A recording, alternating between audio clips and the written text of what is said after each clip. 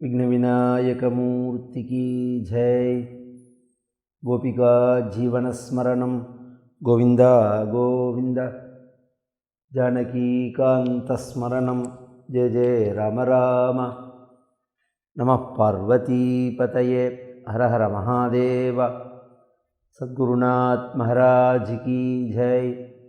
आंजनेय मूर्ति की जय।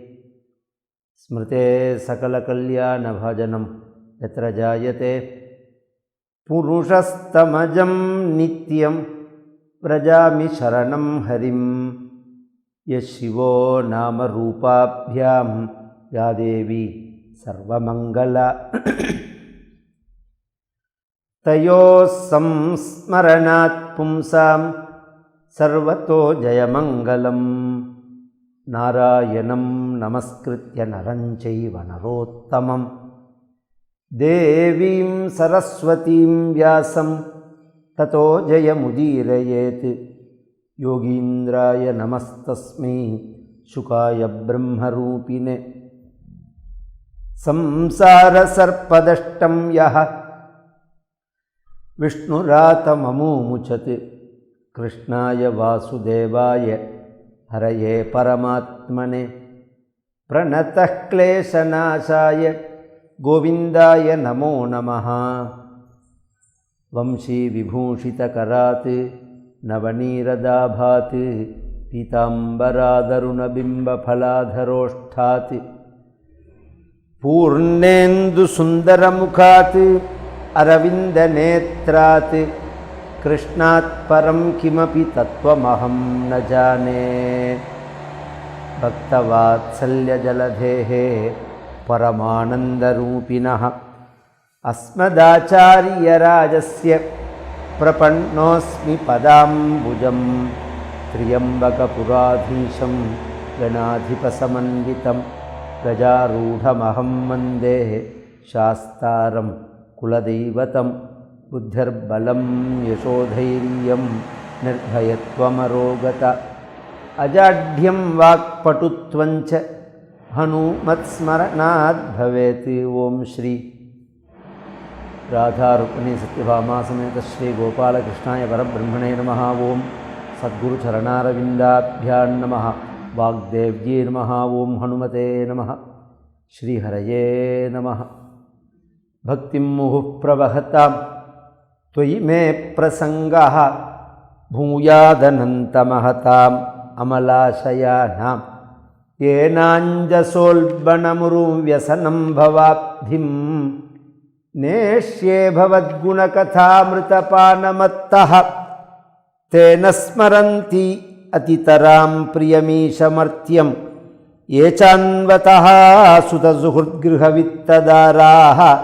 ये त्वज्जनाभ भवतीयपदारविन्द सौगन्ध्यलुप्तहृदयेषु कृतप्रसङ्गाः। சிவபதியான பரம கருணாமூர்த்தியான பகவானுடைய தரிசனத்தை அடைஞ்சார் துருவசுவாமி. குரு நாரதருடைய கிருபையினால துருவசுவாமியே சொல்கிறார், நான் தவம் பண்ணி அந்த தவத்தினுடைய பலனாக உங்களை அடைந்தேன் பார்த்தேன் அப்படின்னு சொல்ல முடியாது. உங்கள் கிருபையால் உங்களை நான் பார்த்தேன் அப்படிங்கிறார். ஏன்னா எத்தனையோ பேர்கள் எத்தனையோ ஆயிரக்கணக்கான வருஷங்கள் தவம் பண்ணி அந்த பகவானை பார்க்க முடியல அப்படிங்கிற கதையும் இருக்குது. இல்லை பல ஆயிரம் வருஷங்கள் தவம் பண்ணி பார்த்தார்கள் அப்படிங்கிற கதையும் இருக்குது புராணங்களில். பகவான் ஒருத்தனுக்கு கிருபை பண்ணுறதுக்கு இதுதான் காலம், இத்தனை காலத்தில் பகவான் கிருபை பண்ணுவான் அப்படின்னு ஒரு நிர்ணயம் கிடையாது. ஒரு நாளில் வருவாரா, ஒரு மாதத்தில் வருவாரா, ஒரு வருஷத்தில் வருவாரா, 10 வருஷத்தில் வருவாரா, 100 வருஷத்தில் வருவாரா, 1000 யார் சொல்ல முடியும்? ஏன்னா நீ பண்ணுற எதுவும் பகவானுக்கு தேவையில்லை. பகவானுடைய கிருபை உனக்கு தேவை. நீ என்னத்தை கொடுத்து பகவானை விலைக்கு வாங்க முடியும்? நான் பால் அபிஷேகம் பண்ணுறேன், நான் தேன் அபிஷேகம் பண்ணுறேன், நான் பட்டு பீதாம்பரங்களை போட்டிருக்கேன் அப்படின்னு சொல்ல முடியுமா? சொல்ல முடியாது. போட்டிருக்கேனேன்னா அது உனக்கு பகவானுக்கு தேவையா? கொஞ்சம் யோசனை பண்ணி பாருங்க. முதல்ல பால், நான் பாலாபிஷேகம் பண்ணுறேன் அப்படின்னு சொன்னால் பகவான் படுத்துட்டு இருக்கிறதோ பார்க்கடல்ல. நான் தேனபிஷேகம் பண்ணுறேன் அப்படின்னு சொல்லுவோம்னா பகவானுடைய ஹிருதய கமலமே பகவான் வச்சுருக்கிறதே தாமரை, கைகள் தாமரை, கண்கள் தாமரை, பாதங்கள் நாபில தாமரை அப்படிங்கிறதெல்லாம் பார்த்தோம்னா தேனுடைய உற்பத்தி பண்ணுற இடம் எதுன்னா பூ தான். பூவுலேருந்து தேனை எடுத்து தான் தேன் பூச்சிகள் கொண்டு போய் சேர்க்கறது ஒரு இடத்துல. பியூர் தேன் பூவில் தான் இருக்கும். கிராமத்தில் குழந்தையெல்லாம் விளையாடுறதே கவனித்தா தெரியும். அந்த செம்பரத்தம்பூ இன்னும் சில பூக்கள்லாம் இந்த காம்பை பிச்சுட்டு அப்படின்னு உறிஞ்சா தேன் இருக்கும். அதில் அந்த தேனை குடித்து பார்த்தவாளுக்கு நான் சொல்கிறது தெரியும். பியூர் தேன் அது. அந்த தேன் நிறையா இருக்கக்கூடிய புஷ்பம் எதுன்னா தாமரை தான். தாமரையில் அவ்வளோ தேன் இருக்கும். அப்படிங்கிறத பகவானுடைய பங்கஜநாபாய பங்கஜமாலினே பங்கஜநேத்ராய பங்கஜாங்கிரையேன்னு எல்லாமே தாமரையாக இருக்க நீ என்ன தேனை அபிஷேகம் பண்ண முடியும்? இல்லை நான் வேஷ்டி வாங்கி கொடுத்தேன் அப்படின்னா பகவான் கட்டின்னு இருக்கிறதே பீதாம்பரம். உன்னோடது தரித்திர டூப்ளிகேட் ஜரிகை சாயம் போகிற வேஷ்டி. பகவான் கட்டின்னு இருக்கிறது ஒரிஜினல் கோல்டு வேஷ்டி. பீத்தம்னா மஞ்சள்னு அர்த்தம், எல்லோ கலர், கோல்டு கலர். அம்பரம்னா வேஷ்டின்னு அர்த்தம். பகவான் கட்டின்னு இருக்கிறதே அது மாதிரி ஒரு வஸ்திரம்தான். எல்லாத்துக்கும் மேலே இப்படி சொல்லிகிட்டே போகலாம். எல்லாத்துக்கும் மேலே ஒரே வார்த்தை சொல்லலாம். எல்லாரும் எந்த மகாலட்சுமியை பூஜை பண்ணி பாக்யாத லக்ஷ்மி பாரம்மா அப்படின்னு பொழுது விடிஞ்சா ஒரு பொட்டி சட்டி விடாமல் கற்பூரம் காமிச்சு ஆற்றுல மகாலட்சுமி தங்கணும் மகாலட்சுமி தங்கணும்னு பிரார்த்திக்கிறோமோ அந்த மகாலட்சுமி நித்தியவாசம் பண்ணுறார் பகவத் சரணாரவிந்தத்தில். அப்படிங்கிறத நாம் கொடுத்து எதையும் பகவானை விலைக்கு வாங்க முடியாது. நாம் கொடுக்குற எதுவுமே பகவானுக்கு ஈடான சமர்ப்பணம் ஆகாது. பின்ன என்னத்தை கொடுத்தா பகவானுக்கு சமர்ப்பணம் ஆகும்னா அதான் ஒரு பக்தர் சொல்கிறார், உங்கள்கிட்ட என்னத்தை கொடுக்கலாம் அப்படின்னு நான் யோசனை பண்ணினா எதுவுமே இல்லை. உனக்கு நான் கொடுக்கறதுக்கு எதுவுமே தேவையில்லை. உனக்கு ஒன்றே ஒன்று தான் உங்கள்கிட்ட இல்லை. என்ன இல்லைன்னா உன் மனசு இல்லை. உன் மனசு யார்கிட்ட இருக்குது? மகாலட்சுமிகிட்ட இருக்குது. அப்போ மனசு இல்லாத உனக்கு என் மனசை நான் சமர்ப்பணம் பண்ணுறேன் அப்படின்னு ஒரு ஸ்லோகம், அழகான ஸ்லோகம். அது மாதிரி நாம் பகவான்கிட்ட நம்ம மனசை தான் சமர்ப்பணம் பண்ண முடியுமே தவிர வேறு எதுனாலையும் அந்த பகவானை திருப்தி பண்ணி வைக்க முடியாது. அப்படிங்கிறத திருவசுவாமி சொல்கிறார். இதில் நான் செஞ்சேங்கிறது என்ன இருக்குது? அதனால் உங்கள்கிட்ட எப்போதும் ஈடுபடக்கூடியதான அந்த மனசு வேணும் எனக்கு. பக்தி முகு பிரவகதாம் தொயிமே பிரசங்கா பூயாதனந்தமஹதாம் அமலாசயானாம். அந்த பக்தியை விருத்தி பண்ணக்கூடியதான குருநாதருடைய கிருபை வேணும். ஒரு தடவை குருநாதரை பார்த்துட்டா சௌக்கியமா அப்படின்னு கேட்டால் அப்படியே எல்லாம் பறந்து போன மாதிரி இருக்கு. 1000 தாபங்கள் ஹிருதயத்தில் வந்து தங்கியிருந்தாலும் ஒரு தடவை சௌக்கியமா அப்படின்னு கூப்பிட்டா என் குருநாதர் கூப்பிடுவார், என்ன அமுதரா அப்படிம்ப. அந்த வார்த்தைக்கு சதிருஷமே உலகத்தில் எதுவுமே கிடையாது. கடைசியில் நான்லாம் முன்னாடி கூட தாமோதரா அப்படின்னு கூப்பிட்டார். அந்த சப்தம் இருக்கு பாருங்க, அதோட ஏன் வாழ்க்கை முடிஞ்சு போயிருக்கலாமே அப்படின்னு தோன்றது. அது இல்லாத இடத்துக்கு வாழ்க்கை அப்படின்னு தோன்றது. அது மாதிரியான ஒரு கிருபை, அது மாதிரியான ஒரு கருணை. அந்த கருணை அது எதை கொடுக்கும் நமக்குன்னா அந்த பகவத் ஸ்மரணையை கொடுக்கும், பகவத் பக்தியை கொடுக்கும். இன்னொன்று நாள் அதை கொடுத்துடவே முடியாது. பகவானே சொல்கிறான், நான் மோட்சத்தை கூட கொடுப்பேன், பக்தியை கொடுக்க முடியாது என்னால் அப்படிங்கிறான். அதனால் எனக்கு அந்த பக்தியை கொடுக்கக்கூடியதான சாதுக்களுடைய சங்கம் வேணும். ஏனாஞ்ச சோல்பனமுரு வியசனம் பவாக்பிம் நேஷ்யே பவத்குண கதாமிருதபானமத்தா. அந்த உன்னுடைய கல்யாண குணங்கள் அந்த மகான்கள் சொல்லி கேட்டாச்சுன்னா தாண்ட முடியாததான இந்த பிறவி பெருங்கடல் இருக்கே, அதை ஈஸியாக தாண்டலாம். அதை தாண்டறதுக்கு தனியாக ஒரு தெம்பு வேண்டாம். ஏன்னா குணபான மத்தஹா அப்படிங்கிறார். இந்த குணம் அப்படிங்கிற அமிர்தம் இது. அதனால தான் கர்ணநாடியும் புருஷஸ்ய யாத்தஹா அப்படிங்கிறார் பாகவதத்தில் சொல்லும்போதே. அது அப்படியே காது வழியாக அந்த அமிர்தம் இறங்கணும் அப்படிங்கிறார். பின்னாடி தசமஸ்கந்தத்தில் 4 நாள் ஆச்சே ராஜன்னே நீ ஒரு தீர்த்தம் கூட சாப்பிடலையே அப்படின்னு சுகாச்சாரியால் கேட்கும்போது பரீட்சித்து சொல்கிறான். நைஷாதி துஸ்ஸஹா க்ஷுன்மாம் த்யக்தோதமபி பாததே பிபந்தம் தொன்முகாம்போஜாத் சுதம் ஹரிகதாமிருதம். வாஸ்தவந்தான், உண்மைதான். ஒரு தியக்தோதமபி பாதத்தை, நான் தீர்த்தம் கூட நான் சாப்பிடலை, ஆனால் பசி தாகம் இருக்கு பாருங்கோ, அதி துஸ்ஸக, ரொம்ப கொடுமையானது. பொதுவாக ஒன்றை பற்றின உயர்வையோ தாழ்வையோ அதை அனுபவிச்சுவா தான் சொல்லலாம். பசி ரொம்ப கொடுமையானது அப்படின்னு இங்கே ராஜா சொல்கிறானேன்னால் வாஸ்தவம்தான். இப்படி ஒரு பாகவதம் அவர் கேட்க காரணமே பசி தாகம் தானே. பசி தாகம் வந்ததுனால தானே தவம் பண்ணக்கூடிய ஒரு முனிவருடைய கழுத்தில் போய் பாம்பை போட, அவர் கோச்சிக்க, அவர் பையன் சாபம் கொடுக்க, அதனால் இந்த பாகவதத்தை கேட்குற மாதிரி வந்தது. அப்போ பசி தாகம்ங்கிறது கொடுமையானது. அது வந்தால் தான் அது தெரியும். அதுவும் சின்ன வயசில் நன்னா பசி இருக்குது பாருங்க, அந்த வயசில் சாப்பாடு கிடைக்கல அப்படின்னு சொன்னால் அது ரொம்ப கொடுமை. அது கொடுமை, வறுமை கொடுமை. அதிலும் கொடுமை இளமையில் வறுமைங்கிறார் ஔவையார் சொல்லும்போது.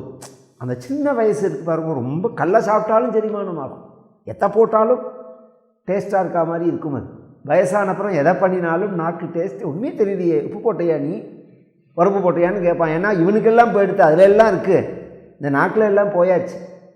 அப்போ எத்தை தின்ன என்ன மலைப்பாம்பு விழுங்குற மாதிரி எதையோ ஒன்று பசிக்கு விழுங்கி வைக்க வேண்டியதான் அப்படிங்கிற நிலைக்கு வந்துடும் வாழ்க்கை. நல்லா ரசித்து சாப்பிட்ற காலத்தில் கிடைக்கலன்னு வச்சுக்கோங்க, அதெல்லாம் அனுபவித்த வாழ்க்கை தான் தெரியும். சில பேருக்கு இல்லாமையினால் அனுபவிப்பார், சில பேர் நிர்பந்தத்தினால் அனுபவிப்பார். நிர்பந்தம்னா இப்போ உதாரணம், நாங்கள்லாம் பாடசாலையில் இருக்கிறது, நம்ம ஆற்றுலலாம் நிறைய சமிருத்தியான சாப்பாடு தான்.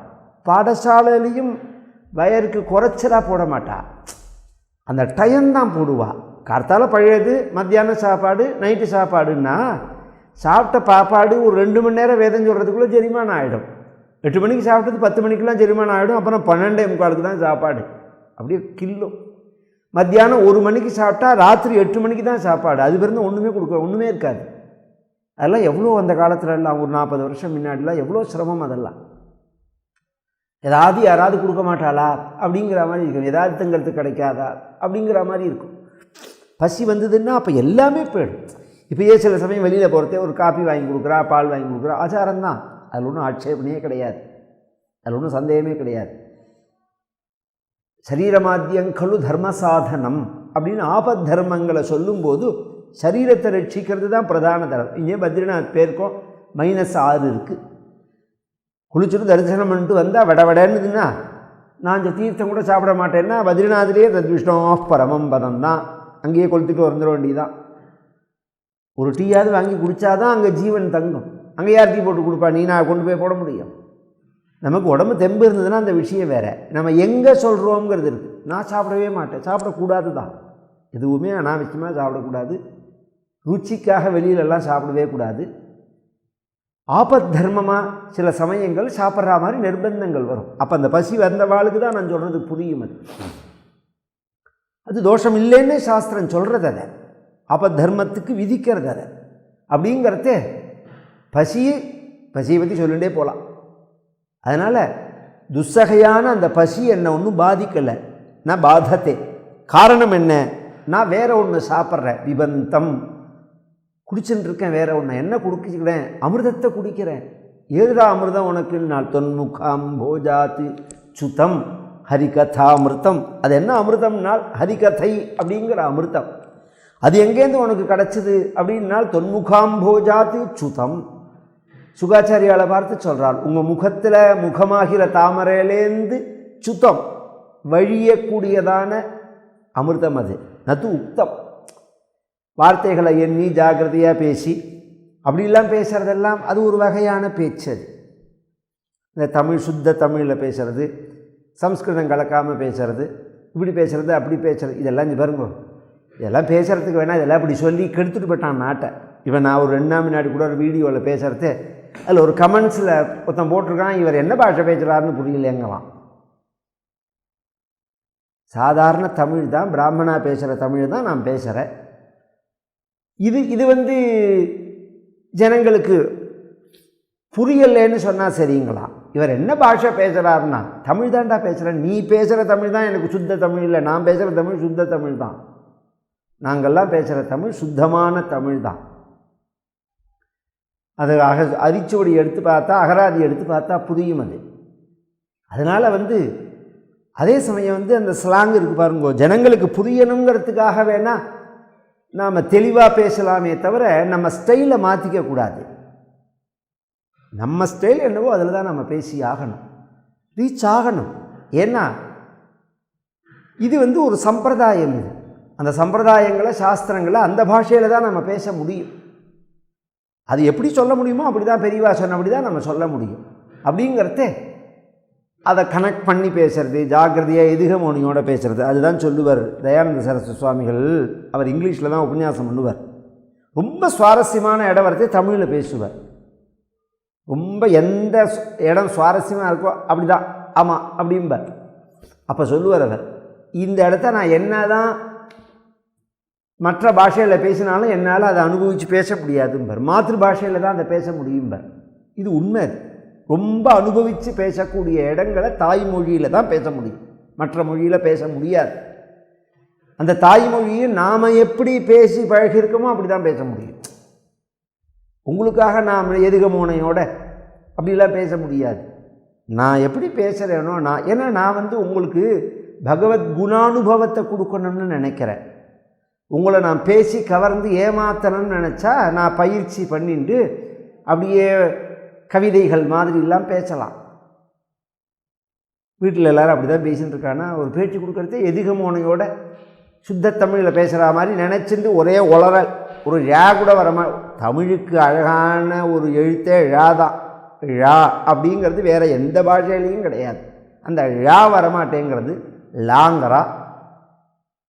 இதை போய் நம்ம என்னத்தை சொல்ல முடியும்? அதனால் எங்களை யாரும் அபிப்பிராயம் சொல்கிறதுக்கோ பரிகாசம் பண்ணுறதுக்கோ உரிமை கிடையாது. அதுக்காக சொல்ல வரேன்.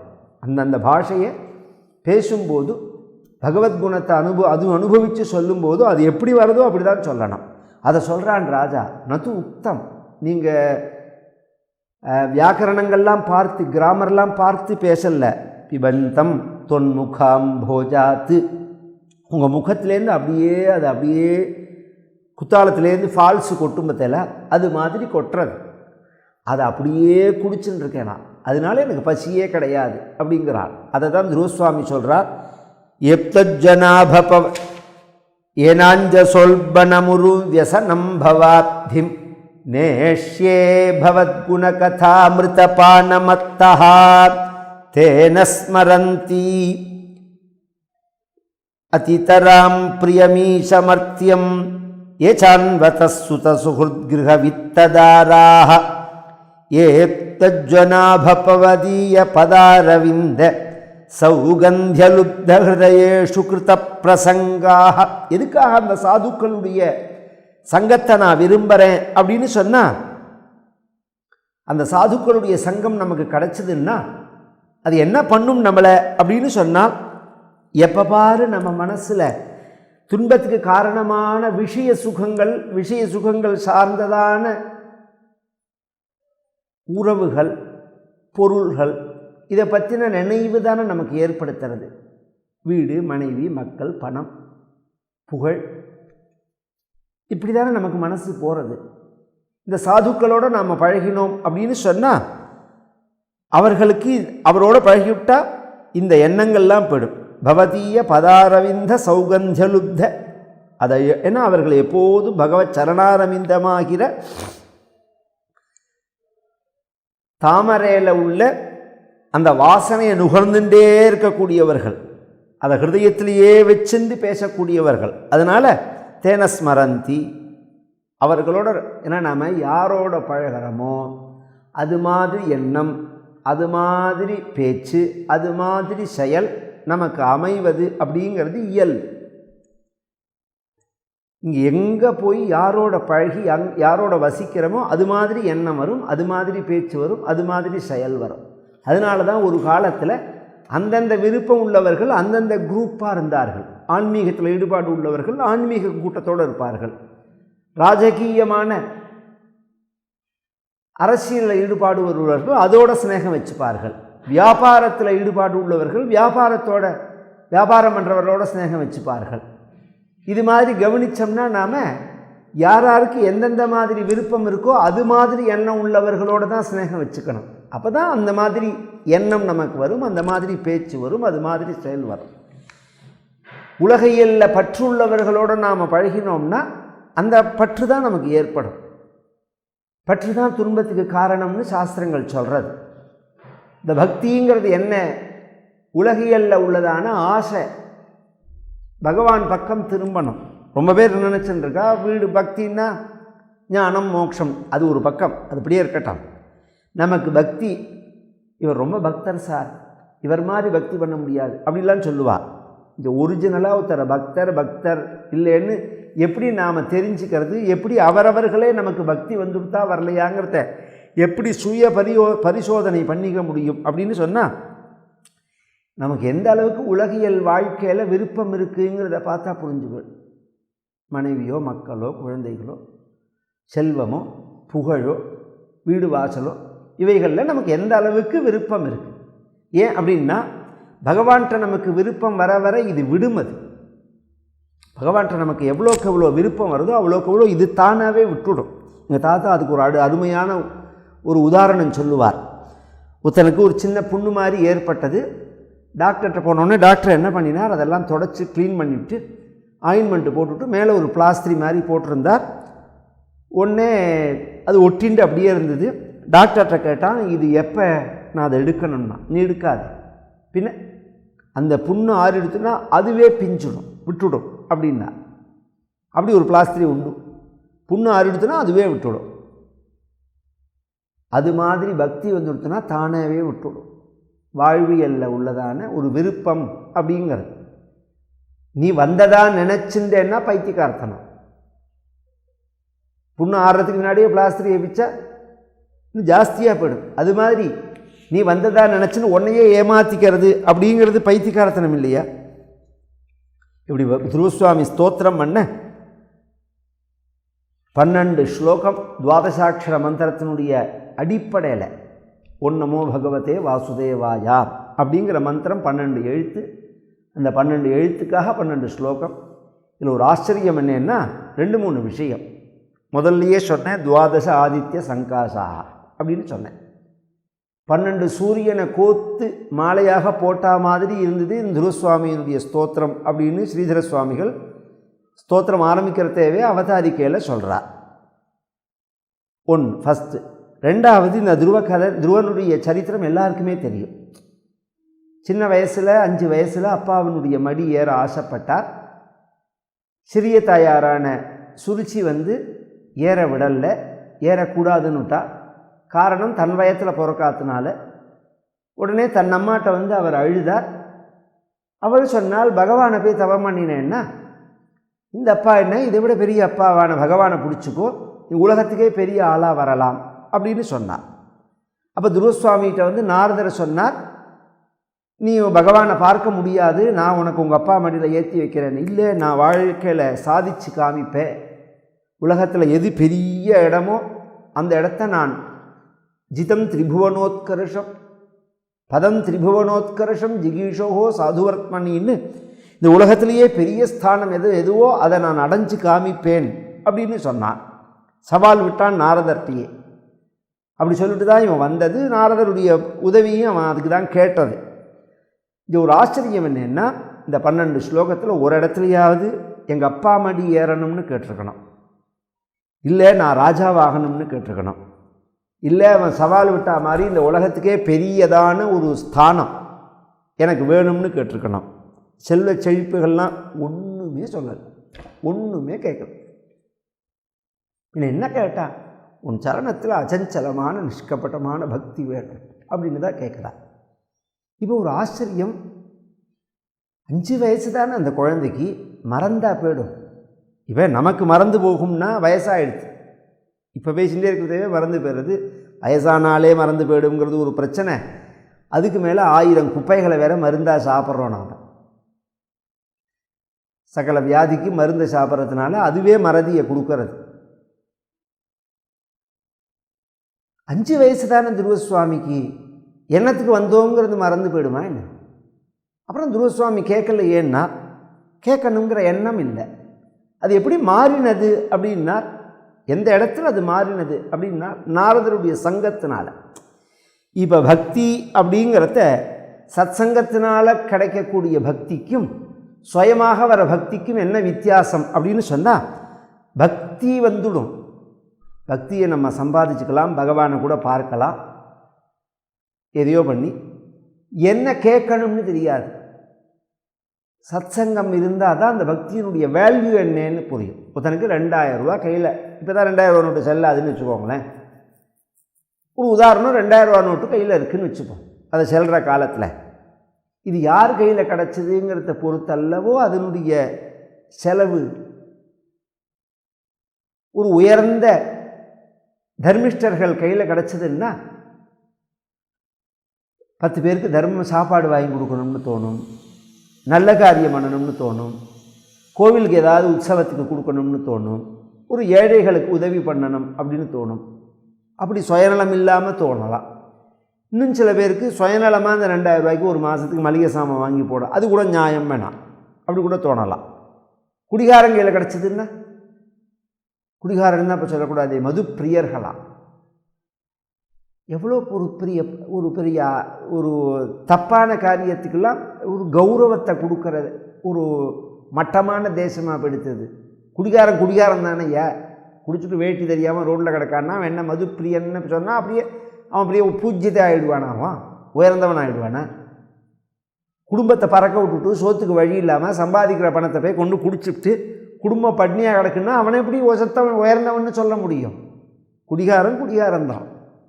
அவனை போய் அவன் கையில் அந்த பணம் கிடச்சிதுன்னா அது எல்லாத்தையும் பாட்டிலாக வாங்கி வச்சுன்னு 10 நாள் உட்காந்து குடிச்சுட்டே இருப்பான்.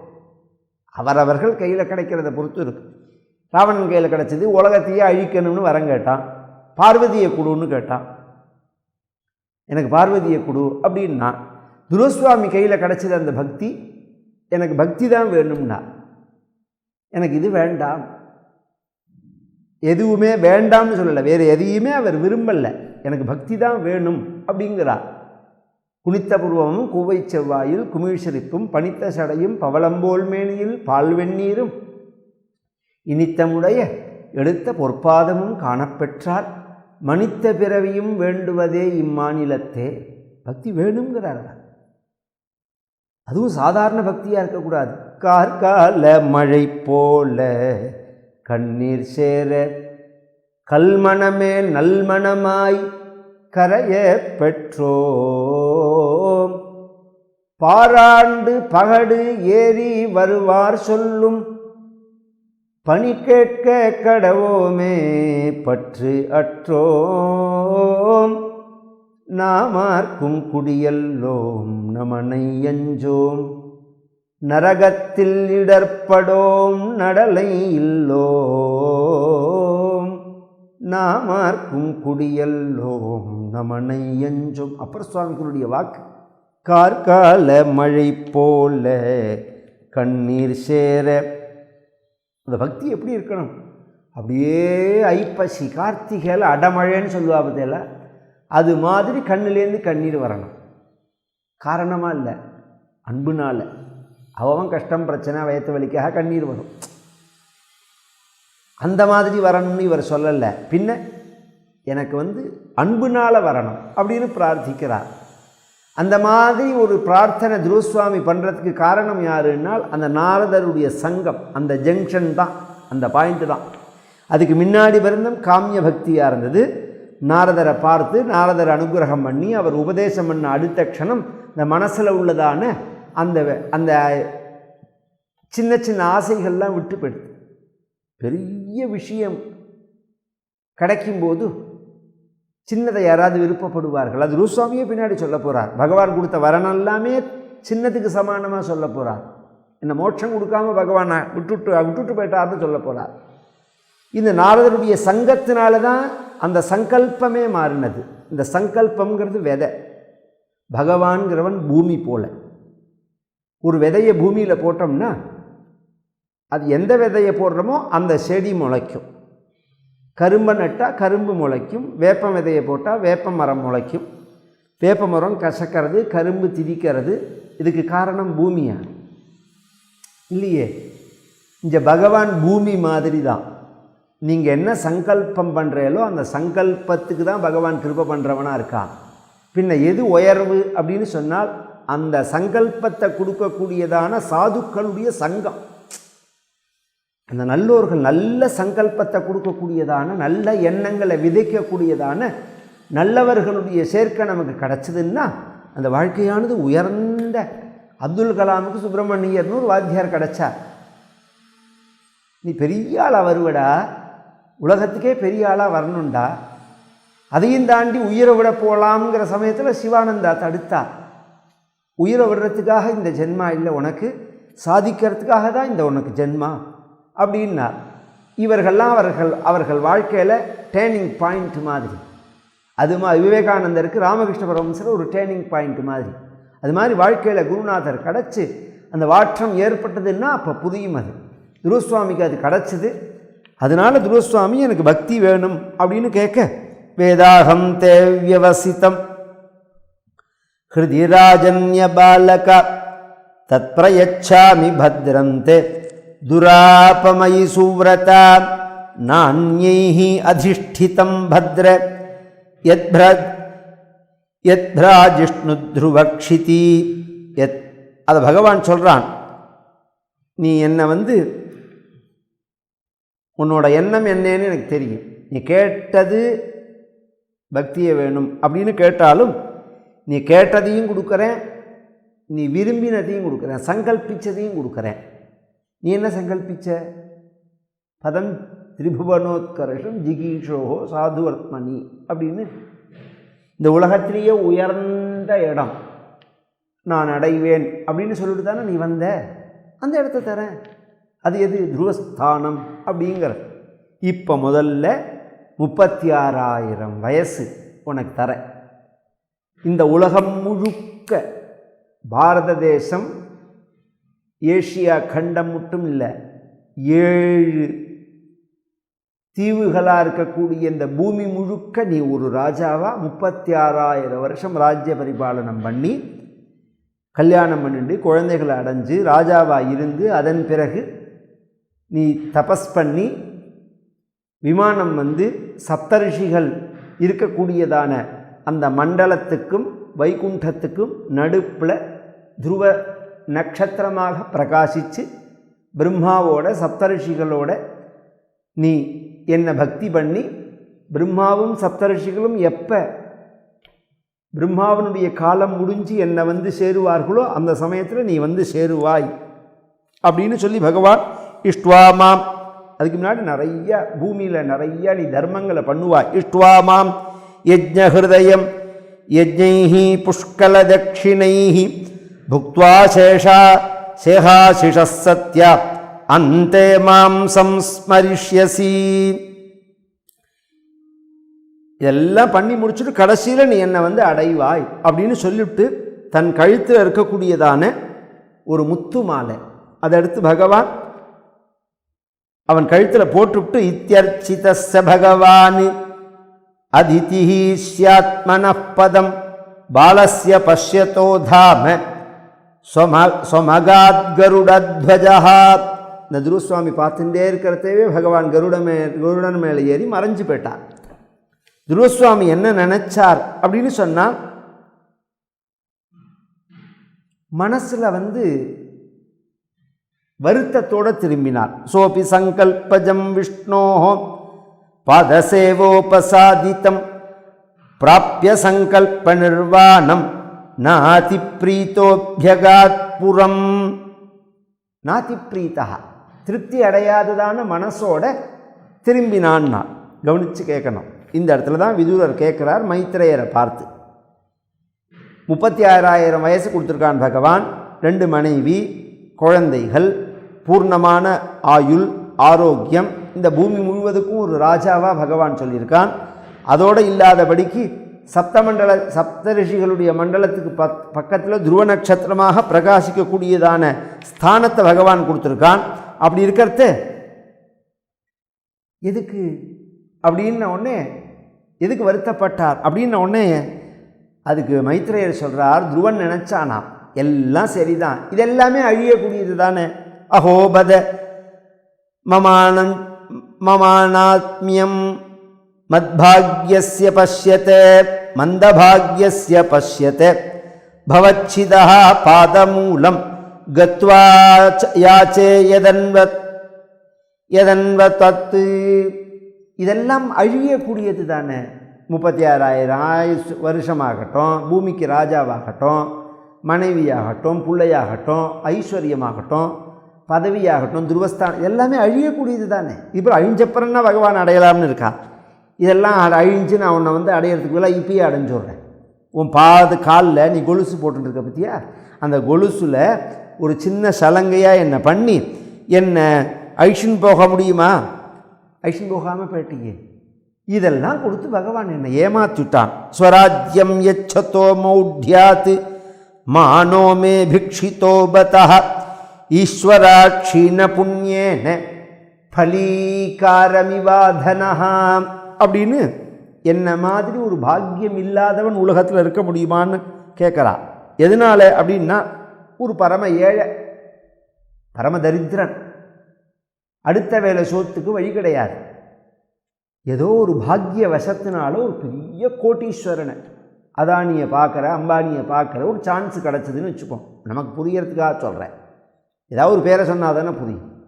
ஒரு பெரிய கோட்டீஸ்வரனை பார்க்கறது, அந்த கோட்டீஸ்வரன் ஏதோ ஒரு வகையில் இவன்கிட்ட பிரீத்தியை கொண்டு உங்களுக்கு என்ன வேணும்னு சொல்லுங்கோ, நான் உங்களுக்கு வந்து செய்யறேன் அப்படிங்கிறார். என்ன கேட்டாலும் கொடுப்பறன், எத்தனை கோட்டி கேட்டாலும் கொடுப்பருங்கிற நிலையில் இருக்காருன்னா, அவரை பார்த்து வீட்டில் ஒரு சின்ன கன்று மாடு வளர்க்குறேன்னா அதுக்கு போடுறதுக்கு தவிடு இல்லை, அந்த தவிடு கொடுத்தா எனக்கு சௌரியமாக இருக்கும் அப்படின்னு அவரை கேட்டு, அதானியை கேட்டு ஒருத்தர் வாங்கின்னு வந்தார்னு வச்சுக்கோங்க.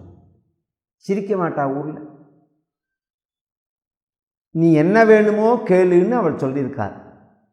அப்படி இருக்கிறத அவர்கிட்ட போய், ஒரு பெரிய கோட்டீஸ்வரன்ட்ட போய் ஃபலீகாரமிவ அதனஹா, ஒரு தவிட்டை கேட்டுன்னு வந்தவன் போல லோகாதிபதியான, அண்ட சராச்சரங்களுக்கு அதிபதியான ஈஸ்வரனான பரமாத்மாட்ட இதப்பே வாங்கின்னு வந்திருக்கேனேண்ணா. இதெல்லாம் ஒரு பெரிய விஷயமா?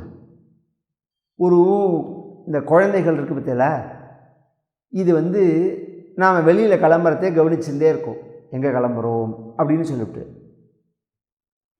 எங்கே போகிற அப்படின்னு உடனே நான் கடைக்கு போகிறேன், நானும் வரேன், நீ வராத, உனக்கு நான் டிவி போடுறேன், எனக்கு சாக்லேட் வேணும், எனக்கு பிஸ்கெட் வேணும், வாங்கிட்டு எல்லாம் வரேன் அப்படின்னு சொல்லிவிட்டு டிவி தான். இப்போ டிவி இருக்கே, டிவியை போட்டு அதை அந்த குழந்தைய ஆஃப் பண்ணி விடலாம். அது மாதிரி போட்டு விட்டுவிட்டா அதுவும் பரபிரம்மன் ஜெகநாதம்னு ஆடுன்னா ஆடு மாதிரி கத்துறது, மாடுன்னா மாடு மாதிரி கத்துறது, அப்படியே எல்லாம் பழக்கியாச்சு குழந்தைகளுக்கு. ஒரு நல்ல விஷயங்களை பார்த்து, நல்ல சம்ஸ்காரங்கள், ஒரு தாத்தா பாட்டி பக்கத்தில் உட்காந்து கதையை கொடுத்து, கோவில் கழிச்சுன்னு போய் 4 மனுஷியால் காமிச்சு, உற்சவத்தை காமிச்சு, 4 குழந்தைகளோட சேர்த்து பேச விட்டு, விளையாட விட்டு, அதெல்லாம் ரொம்ப குறைஞ்சி போயிடுது. குழந்தைகளுக்கு பாக்கிய குறைவு அதெல்லாம், அதுதான் சொல்லுவேன் நான்.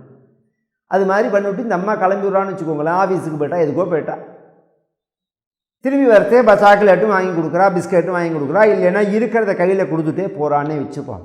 இப்போ நான் சொல்கிற விஷயம் என்னென்னா, ஒரு பிஸ்கெட்டையோ சாக்லேட்டையோ டிவியோ போட்டுவிட்டு அவள் என்ன பண்ணுறா, அம்மா தன்னை விடுவிச்சுன்னு போயிடுறா, இந்த குழந்தைகிட்டேருந்து தன்னை விடுவிச்சுன்றா, ஏமாற்றிட்டு போயிடுறா அப்படின்னு தான் சொல்லணும். அம்மாவோட விஷயத்தில் அது ஏமாத்தல் தான். குழந்தைக்கு வேணால் அது ஏமாத்தல்னு தெரியாமல் இருக்கலாம் ஃபஸ்ட்டு. அது மாதிரி எனக்கு இதெல்லாம் வேண்டாம், நீ தான் வேணும், உன்னோட நான் வைகுண்டம் வருவேன் அப்படின்னு நாம் பிடிவாதம் பிடிச்சி கிளம்பாதபடிக்கு இதெல்லாம் கொடுத்து பகவான் நம்மளை ஏமாற்றிட்டு போய்ட்டானே அப்படின்னு சொல்லி வருத்தப்பட்டுட்டே திரும்பி வரார். அபிவந்தய பிதுः பாதௌ ஆசீர்பிஷ்சாபிமந்திரிதः நநாம மாதரோ சீர்ஷ்ண சத்கிருதः சஜ்ஜனாக்ரணீः சுருச்சிஸ்தம் சமுத்தாப்ய பாதாவனதமர்பகம் பரிஷ்வஜ்யாஹ ஜீவேதி பாஷ்பகத்கதயா கிரா யஸ்ய பிரசன்னோ பகவான் குணைர்மைத்ரியாதிபிர்ஹரிः தஸ்மை நமந்தி பூதானி நிம்னமாப இவ ஸ்வயம். இப்படி திரும்பி வரத்தே அதற்குள்ள சாரர்கள் இந்த துருவசுவாமி எங்கே இருக்கார் அப்படின்னு ஒரு கூட்டத்தை விட்டு தேட சொல்லிருக்கான். அந்த கூட்டம் தேடின்னு இருக்கா. இவர் தபஸை முடிச்சுட்டு வர வழியில் பார்த்துருத்தா ராஜாட்ட முன்னாடி போய் சொல்ல உடனே ராஜா கிளம்பி வரான். சுனீதி சுருச்சி எல்லாரும் பல்லக்கில் அழிச்சுன்னு வரான். அவர்களையும் உத்தமனையும் அழிச்சுன்னு வரான். துருவசுவாமி வர வழியிலேயே முன்னாடியே வந்துட்டார். அவர் வந்து ஊருக்குள்ளே வரட்டம்னு வெயிட் பண்ணாதபடிக்கு முன்னாடியே வந்து துருவசுவாமியை பார்த்த உடனே அப்படியே தேர்லேருந்து இறங்கி ஓடி போக அபிவந்திய பிதுः பாதௌ. அதுதான் சத் புருஷாளுடைய சம்ஸ்காரங்கிறது. அது என்ன சுபாவம் உள்ள அப்பாவாக இருந்தாலும் சரி, அம்மாவாக இருந்தாலும் சரி, பூஜனீயர்களாக இருந்தாலும் அது உறவினர்களாக இருந்தாலும் சரி, இவா கொடுக்குற மரியாதையை மாற்றிக்கவே மாட்டான். அது முதல்ல எல்லாருமே தெரிஞ்சுக்கணும். எனக்கு அத்தையை கண்டா பிடிக்காது, சித்தப்பாவை கண்டா எல்லாம் வாஸ்தவம் தான். உனக்கு அத்தை தானே, உனக்கு சித்தப்பா தானே, நீ நமஸ்காரம் பண்ணுற ஸ்தானத்தில் தானே அவள் இருக்கா. அப்போ தேங்காய் கொடுத்து நமஸ்காரம் பண்ணுறது அவளுக்கு பண்ணி தானே ஆகணும். இது வேறு அது வேறு. இது பிரித்து பார்க்க தெரியணும். நமக்கு அவளுக்கு வேணால் நல்ல மனசு இல்லாமல் இருக்கலாம், இல்லை மனசுக்குள்ளே நாசமாக போகணும் கூட ஆசீர்வாதம் பண்ணலாம். அதெல்லாம் அவளுடைய எண்ணம், எனக்கு தகுந்த வாழ்க்கை. நம்மளோட தர்மம் என்னையோ அதை நாம் பண்ணணும். இதுதான் ராமபிரான் நமக்கு சொன்னதே. காட்டுக்கு கிளம்புற சமயத்தில் வரங்கேட்டு ராமபிரானுக்கு நடக்க இருந்த பட்டாபிஷேகத்தை நிறுத்தி ராமனை காட்டுக்கு போகிற மாதிரி செஞ்ச கைகேயினுடைய காலில் போய் நமஸ்காரம் பண்ணுறான் பகவான். காட்டுக்கு கிளம்புற சமயத்தில் கொஞ்சம் கூட வால்மீகிக்கு இஷ்டமே இல்லை. கைகேயாச்சா பெனாதியாயாங்கிறார். தகுதியே இல்லாத கைகேயி காலில் நமஸ்காரம் பண்ணினார் அப்படிங்கிறார். அப்படி பண்ணதுனால தான் இந்த ராமாயணத்தை கேட்குறோம். நாம் இன்றைக்கி உட்காந்து பாருங்க, ராம ஜென்ம பூமி நாளைக்கு நடக்க போகிறது. ராம ஜென்ம பூமியினுடைய கும்பாபிஷேகம். லோகமே ராமஸ்மரணையோடு இருக்குது. லோகமே ராமஸ்மரணையோடு இருக்குது. நாளை கார்த்தால சென்னை ஆழ்வார்பேட்டை வீனஸ் காலனியில்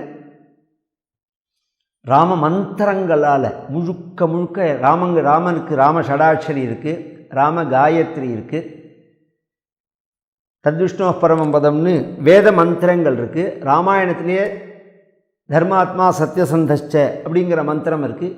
இதெல்லாம் சொல்லி ராமபிரானுக்கு ஹோமம், ஜபம், ஹோமம், பூஜை, சம்ஷேப ராமாயணம், ராமாவதாரம், சீதா கல்யாணம், ஆதித்ய ஹிருதயம், பட்டாபிஷேகங்கள்லாம் பண்ணி ராமபிரானுக்கு ஆச்சரியமாக பூஜை பண்ண போகிறோம். 6:30லேருந்து 10 மணி பரியந்தம். அதெல்லாம் இந்த யூடியூப்லி சேனல்லையே லைவாக வரும். அது முடிஞ்சோடனே மத்தியானம் 12:30 மணிக்கு நம்ம நேர அந்த ராம ஆலய நிர்மாணத்தை நேராக நம்ம டிவியில் பார்க்கலாம். நம்மளுடைய தர்மாத்மாவான மகாத்மாவான நம்மளுடைய பாக்கியத்தினுடைய வடிவமான நம்மளுடைய பிரதமர். உண்மையை சொல்லணும், இதில் ஒரு ஆச்சரியம் என்னென்னா, இந்த தர்மங்கள்லாம் இப்படி வீணாக போகிறதேன்னு வருத்தப்பட்டது நம்ம பெரியவாதான். நமக்கு இப்படி வீணாக போகிறதுன்னு கூட நமக்கு தெரியல. ஒருத்தன் சொன்னான்னா அவனோட சேர்ந்து நம்ம ஜாலரா அடிக்கிறோம். எல்லாம் சரிதானேங்கிறான், கோவில் கட்டணுமா அவசியமானு கேட்குறோம். இப்படி பேசினா நமக்கு ராமர் கோவிலை பார்க்குற மாதிரி பாக்கியம். என்னத்தை சொல்கிறது சொல்லுங்க. நம்ம வாழ்க்கையில் ஒரு பெரிய பாக்கியம் அது. நம்ம பாக்கியத்தினுடைய மொத்த வடிவம் நம்மளுடைய பிரதம மந்திரி ஆகிற நரேந்திர தாமோதரதாஸ் மோடி அப்படிங்கிற மகாத்மா. அவருடைய ஒரு காலத்தில் பகவான் இதை சங்கல்பித்து நடத்திக்கிறார். எத்தனை வருஷம் முன்னாடி நடந்து எத்தனை மகான்கள் இதை ஆசைப்பட்டு எத்தனை பேர் இதுக்காக உயிரை கொடுத்து கஷ்டப்பட்ட ஒரு விஷயம். அந்த ராம ஆலயத்தை நிர்மாணம் பண்ணணும் அப்படிங்கிற அந்த சங்கல்பம் இப்போ நடக்கிறது. அதை பார்க்க போகிறோம் நாம். அந்த ராமாயணம் இப்படி ஜகத்து முழுக்க ராமனாக இருக்குது.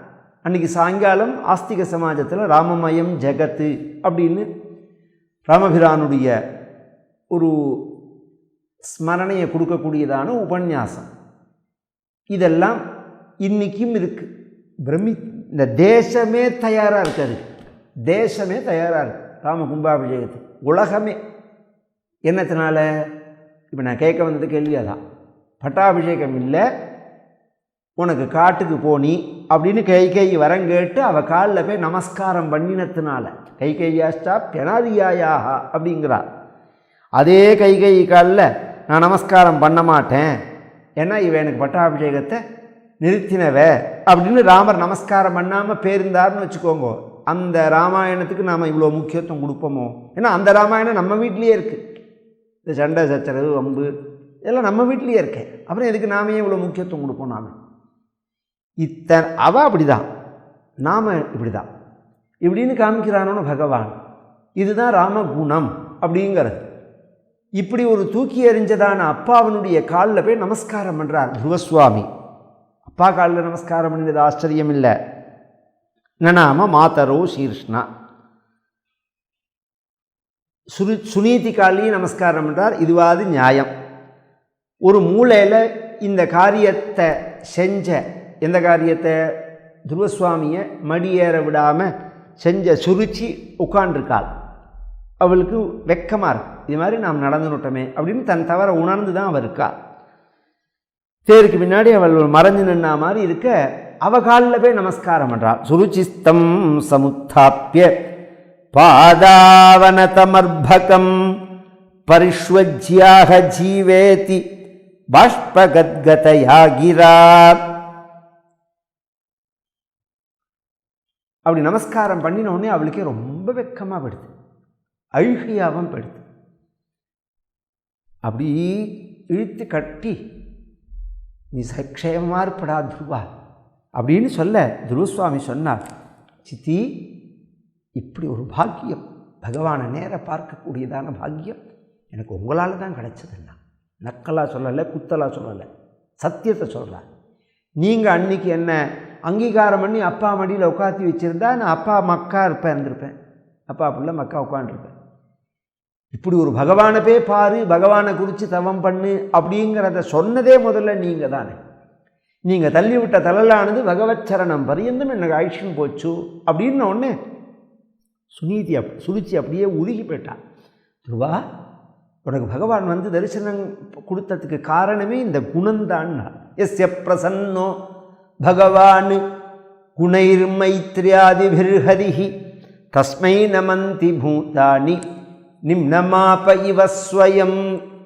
நீ பண்ண தவம்னு சொல்லலை, உன்னோட குணம்ங்கிறாளிங்க. இது எல்லாருமே மனசில் வாங்கிக்கணும். யார் பூஜை பண்ணலை, யார் ஜபம் பண்ணலை, யார் பாராயணம் பண்ணலை, யார் நாம சங்கீர்த்தனம் பண்ணலை, அத்தனை வம்பு, அத்தனை பொறாமை, அத்தனை கெட்ட எண்ணம், வம்பு.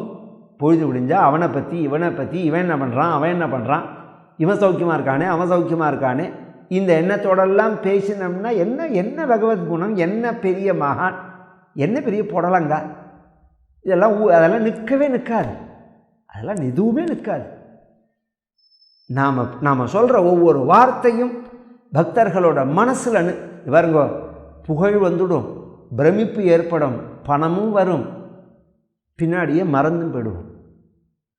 எத்தனை வருஷமானாலும் பேசினா ஒரு சொட்டு கண்ணீர் வரணும். நம்மளை பற்றி பேசினா ஒரு சொட்டு கண்ணீர் வரா மாதிரி நாம் வாழ்ந்துட்டு போகணும். அப்பேற்பட்ட உயர்ந்தவர் சார் அப்படின்னு. அதுக்கு நாம் எப்படி வாழணுங்கிறது இருக்கணும். முதல் விஷயம், இது தேவையற்றதான வம்புகள் இருக்கக்கூடாது, பொறாமல் இருக்கக்கூடாது, யாரை பற்றியும் வம்பு பேசக்கூடாது, யாரை பற்றியும் பொறாமல் இருக்கக்கூடாது. எல்லாரும் அவர்களுடைய கர்ம பலனை அனுபவிக்கிறார். பகவான் ஒன்றும் அசடு இல்லை, அதை முதல்ல தெரிஞ்சுக்கோங்க. பகவான் அசடா என்ன? ஒருத்தருக்கு தூக்கி ஒன்றத்தை கொடுத்துருவான் பகவான்னா அசடா என்ன? அவா என்ன இந்த ஜென்மாலையோ முன் ஜென்மாக்களையோ அவள் என்ன பண்ணினாலும் அதுக்குள்ள பலனை பகவான் கொடுத்துட்டுருக்கான். அதனால் அவர் பார்த்துக்கிறார். நாம் எப்படி இருக்கணும் அப்படின்னா நல்ல குணத்தோடு இருக்கணும். இந்த 4 குணத்தை பிரதானமாக சொல்கிறார். இந்த 4 குணம் ஒரு மனிதனுக்கு இருந்ததுன்னா தஸ்மை நமந்தி பூதானி நிம்னமாப இவ ஸ்வயம். பிரசன்னோ பகவான், பகவான் பிரசன்னமாவான், உலகமே அவனுக்கு காலில் விழுந்து நமஸ்காரம் பண்ணும். எப்படி ஒரு பள்ளத்தை நோக்கி மேடான ஹைட்டான ஒரு இடத்துலேருந்து கீழே லோவான இடத்தை நோக்கி எப்படி அந்த ஜலமானது ஓடி வரதோ அது மாதிரி பகவான் இவனை தேடி வருவான். இந்த 4 குணம் இருந்தால் மைத்ராதிபிகி அப்படின்னு ஒரே வார்த்தையில் முடிச்சுட்டார்.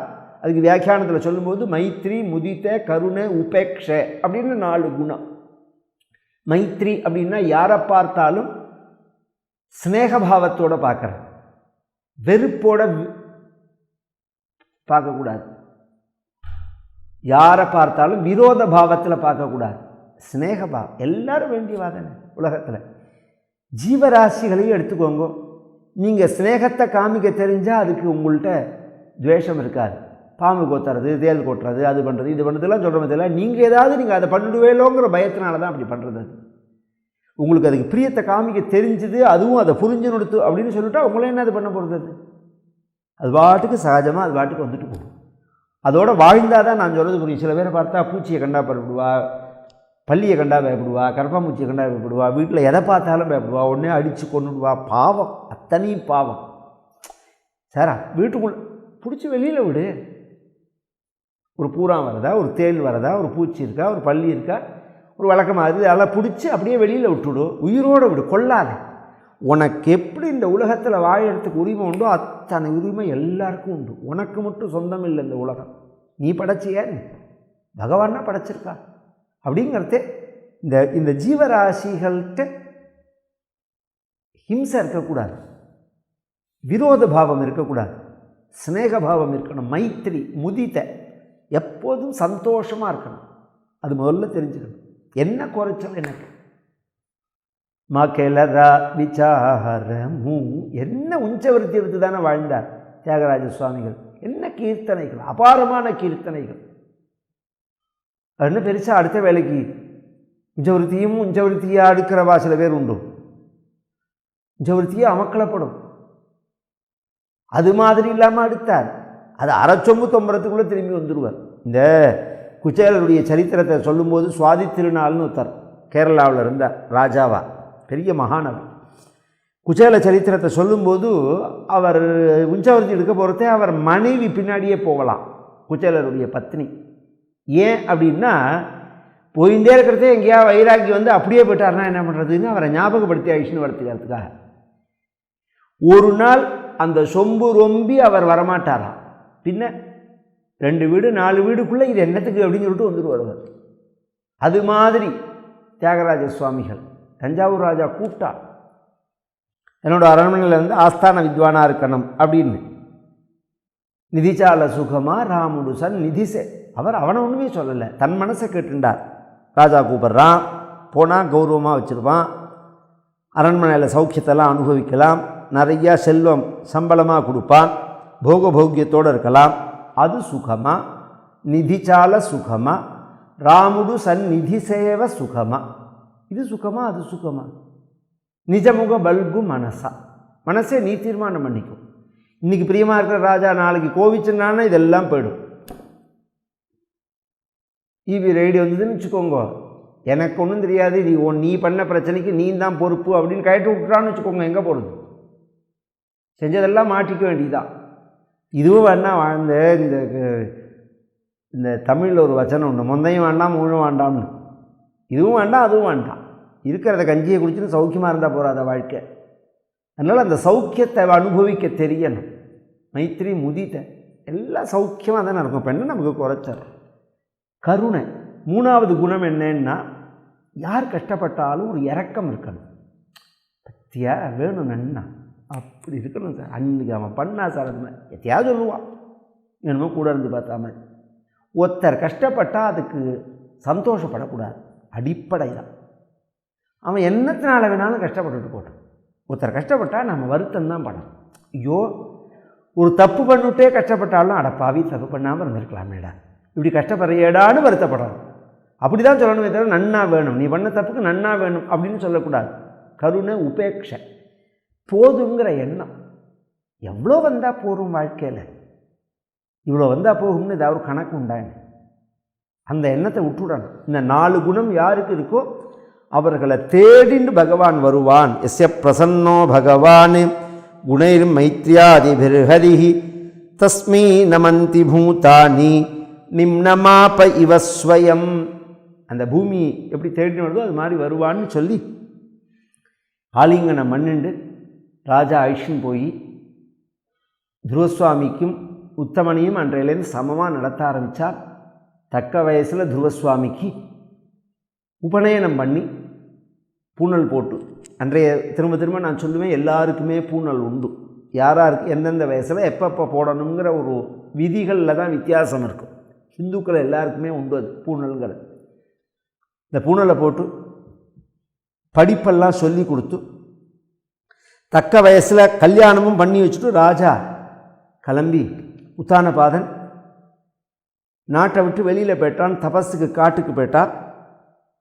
துருவசுவாமி ராஜ்ய பரிபாலனம் பண்ணினவரார்.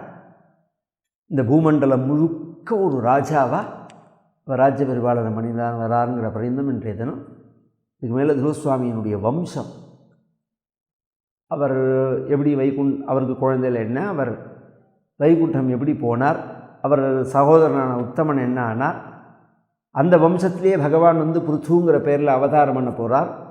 எப்போ பண்ணுறார், எதுக்காக பண்ணுறாருங்கிற சரித்திரங்கள்லாம் மேலே 4வது ஸ்கந்தத்தில் முடியும். இதெல்லாம் சொல்லி அப்புறம் 5வது ஸ்கந்தம் துருவனுடைய பெரிப்பாவான பிரியவிரதருடைய வம்சத்தை பற்றி சொல்லக்கூடிய சரித்திரமாக அமையும். அது கல்யாண ரூபாய கலௌ ஜனானாம் கல்யாணதாத்ரே கருணா சுதாப்தே கம்பாதி திவ்யாயுத சத்கராய வாதாலயாதீஷ நமோ நமஸ்தே. நாராயண நாராயண நாராயண நாராயண நாராயண நாராயண நாராயண நாராயண நாராயண நாராயண நாராயண நாராயண நாராயண நாராயண நாராயண நாராயண. கோபிகா ஜீவனஸ்மரணம் கோவிந்தா கோவிந்தா. ஆஞ்சநேயமூர்த்திக்கு ஜெய்.